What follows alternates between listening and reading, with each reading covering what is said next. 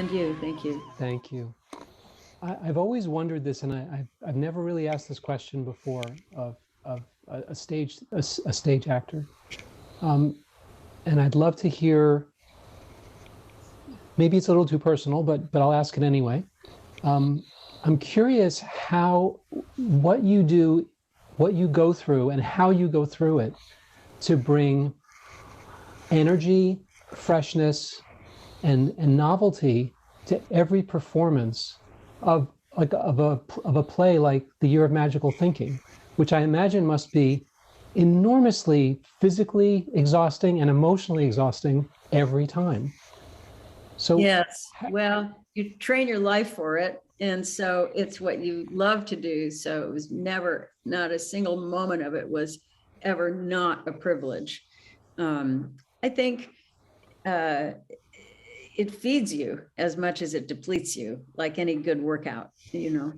And again, the writing, good writing, it's, I don't know, it's like the Lord's Prayer or something. Every time you say it means something different. You know, as many times as you go back to it, it speaks to your soul speaks in a different way. And I mean, believe me, there are nights that you're in the toilet and nights that it just feels effortless and you can fly through it. But it's always sort of going off a high dive. This works sort of tangentially to your question, but this is years ago, and I got to see Charles Durning and Julie Harris in Gin Game on Broadway in previews. They were not ready to open at all. They're massive roles, very difficult to do. They were not young people. And about half a dozen times during the course of the play, each of them went sky high. They were sailing on, and then they just didn't know where they were. And there was no hiding it. There was no fumfering up. They would just stop, sort of hang onto the table, collect their thoughts, and launch again. But it was a master class because I thought, had I been in that situation, you just see your life flash before you.